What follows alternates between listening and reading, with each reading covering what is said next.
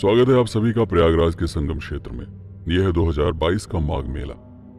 14 जनवरी मकर संक्रांति से माघ मेले का उद्घोष हुआ।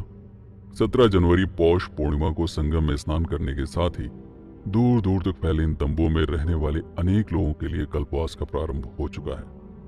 इस दौरान 1 फरवरी मौनी अमावस्या, 5 फरवरी बसंत पंचमी, 8 फरवरी अचला सप्तमी, 16 फरवरी माघ पूर्णिमा एवं 1 मार्च महाशिवरात्रि स्नान के साथ ही इसका आधिकारिक रूप से समापन हो जाएगा। इससे मोक्ष मिलता है, स्वर्ग की प्राप्ति होती है, आत्मशुद्धि होती है, अगले जन्म में राजयोग प्राप्त होता है। ये सारी बातें आजकल की पीढ़ी को हजम नहीं होती। उन्हें सिर्फ एक ही बात समझ में आती है कि इसमें लॉजिक क्या है। इतनी ठंड में गंगा में नहाना, जमीन पर सोना, ये सब क्या मूर्खता है। तो आइए तर्क के आधार पर इसे समझने का प्रयास करते हैं। मान लीजिए आप 50 साल के हो चुके हैं। आपने जो भी पैसे कमाए थे वो सब बच्चों की पढ़ाई, शादी और उनके व्यवसाय में खर्च हो गए। अब आपके बच्चे खुद पिता बन चुके हैं। उनका समय और पैसा बच्चों का भविष्य बनाने में खर्च हो रहा है। ऐसे में धीरे धीरे आपका महत्व खत्म होने लगेगा। आपको खुद ये लगने लगेगा कि आप उनके ऊपर बोझ बन रहे हैं। इस एहसास के साथ जीना बहुत ही दुखद होता है। आप उन्हें छोड़कर जा भी नहीं सकते क्योंकि आप उनके मोह में बंधे रहते हैं और उनके साथ रहना भी मुश्किल है क्योंकि उनकी सोच और आपकी सोच में बहुत अंतर आ चुका है। मान लेते हैं कि ऐसे में एक दिन अपना कलेजा मजबूत करके आप घर परिवार छोड़कर बिना किसी को बताए निकल जाते हैं, इस निर्णय के साथ कि अब आपको वापस नहीं लौटना है। घर छोड़ने के बाद जो थोड़े बहुत पैसे आपके पास होंगे, उन पैसों पर अगर आपको लंबे समय तक जीना है तो एक ही तरीका है पेट भरने के लिए। आपको अपना खाना खुद बनाना पड़ेगा। रात में जमीन पर ही लेटकर सोना पड़ेगा। स्थिति उस समय और भी खराब होगी जब भीषण ठंड पड़ रही हो। इस तरह की स्थितियों को अगर आप पहले कई बार झेल चुके हो तो आप इनसे घबराएंगे नहीं। आपको इस बात का आभास होगा कि अभी तक आप जहां फंसे हुए थे उससे कहीं ज्यादा आनंद इस जीवन को अकेले जीने में। न कोई जिम्मेदारी, न किसी का मोह। बस चलते जाओ, जहां सूर्यास्त हो वहीं ठिकाना बना लो। जीवन के सिद्धांत को विकसित करने के लिए हमारे ऋषि मुनियों ने इसी मनोवैज्ञानिक तर्क को आधार मानकर जीवन को 4 खंडों में बांट दिया: ब्रह्मचर्य, गृहस्थ, वानप्रस्थ और संन्यास। ब्रह्मचर्य अर्थात जब व्यक्ति ज्ञान अर्जन के मार्ग पर हो तो स्वयं पर नियंत्रण रखकर विद्या अर्जित करने की समय सीमा को ब्रह्मचर्य घोषित किया गया। गृहस्थ ज्ञान अर्जन करने के पश्चात धन अर्जन करते हुए अपने परिवार की सुरक्षा एवं पालन पोषण करने की अवधि को गृहस्थ आश्रम कहा गया। वानप्रस्थ अपनी सभी पारिवारिक जिम्मेदारियों का निर्वहन करके अर्थात अपने बच्चों को गृहस्थ आश्रम में भेजने के पश्चात जब व्यक्ति जंगलों में जाकर अपनी पत्नी के साथ अपने जैसे उम्र के लोगों के बीच में अपना जीवन यापन करता है, सामान्यतः इसे 50 वर्ष के बाद की अवधि माना जाता है। संन्यास वानप्रस्थ करते हुए जब व्यक्ति को इस बात का आभास हो कि अब उसका शरीर किसी भी समय साथ छोड़ सकता है, तब वह सभी लोगों से अपना संबंध तोड़कर मृत्यु आने तक चिंतन, मनन, ध्यान एवं ईश्वर की आराधना में अपना समय गुजारते हुए एकाकी जीवन जीता है। इसे जीवन का अंतिम पड़ाव अर्थात संन्यास आश्रम कहा जाता है। इसमें व्यक्ति बीमारी को अपने क्षीण एवं दुर्बल शरीर का अंत करने का कारक मानता है।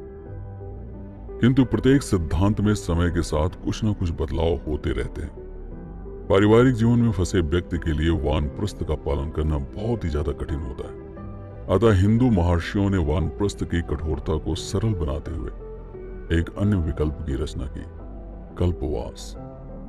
आधुनिक जीवन शैली में 50 वर्ष पूर्ण करने के पश्चात भी व्यक्ति अपने नाती पोतों के मोह में फंसा रहता है। इसी मोह से व्यक्ति को विरक्त करने के लिए कल्पवास की अवधारणा विकसित की गई। व्यक्ति यदि चाहे तो वानप्रस्थ आश्रम के अनुसार जंगलों में जाकर जीवन यापन करे या फिर कल्पवास के मार्ग को चुनकर इसके नियमों का पालन करे, जिसमें व्यक्ति हर वर्ष माघ मेले में आकर दिन में 3 समय गंगा में स्नान करके अपने हाथ से भोजन बनाकर एवं फलाहार करते हुए 24 घंटे ईश्वर में अपना ध्यान लगाते हुए रात को जमीन पर सोने के नियमों को लगातार 1 महीने तक दोहराने से मनुष्य का अपने परिवार के प्रति मोह माया से धीरे धीरे विरक्ति की ओर ले जाने की प्रक्रिया शुरू होती है।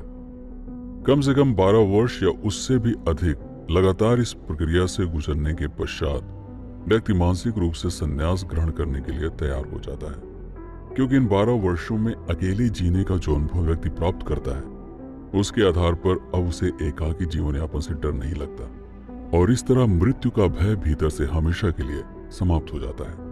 हिंदू धर्म में 60 वर्ष के पश्चात व्यक्ति को परिवार से दूर रहकर जीने का परामर्श दिया जाता है, क्योंकि इस उम्र के बाद से आधुनिक जीवन शैली में व्यक्ति का महत्व परिवार में कम होने लगता है।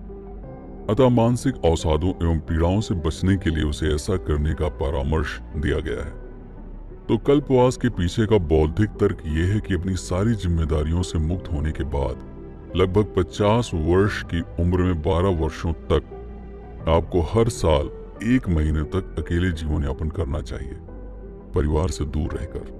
कड़कड़ाती हुई ठंड में एक तंबू में जमीन पर सोना, खुद अपने हाथों से खाना बनाकर खाना, गंगा में स्नान करना तथा ईश्वर की आराधना में अपनी ही उम्र के लोगों के बीच में जीवन यापन करने से धीरे धीरे मनुष्य पारिवारिक मोह माया से दूर होकर संन्यास आश्रम की तरफ बढ़ने लगता है। अर्थात हिंदू धर्म के अनुसार 62 वर्ष की आयु के बाद व्यक्ति को संन्यास की ओर अग्रसर होना चाहिए, ताकि व्यक्ति पारिवारिक झमेले से दूर रहकर मानसिक चिंताओं और पीड़ाओं से बच सके। अब मरने के बाद व्यक्ति स्वर्ग में जाता है, नरक में जाता है, पुनर्जन्म होता है या राजयोग की प्राप्ति होती है। ये सभी बातें आस्था पर आधारित हैं, अतः इनमें तर्क ढूंढना या तर्क के आधार पर इनका विश्लेषण करना पूरी तरह से अर्थहीन है।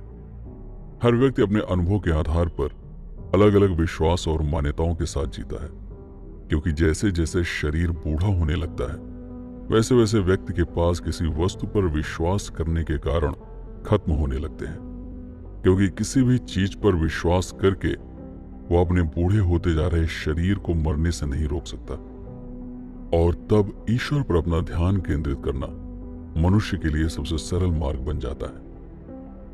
आशा है कि आपको ये वीडियो पसंद आया होगा, तो वीडियो को लाइक करने के साथ ही अपने विचारों को भी वीडियो के नीचे लिखना मत भूलें। अगर पहली बार चैनल पर आए हैं तो सब्सक्राइब भी कर लें। मैं हूं आपका पीके सिंह और आप देख रहे हैं प्रतापगढ़ हब। इस वीडियो पर अपना समय व्यतीत करने के लिए आपका बहुत बहुत धन्यवाद।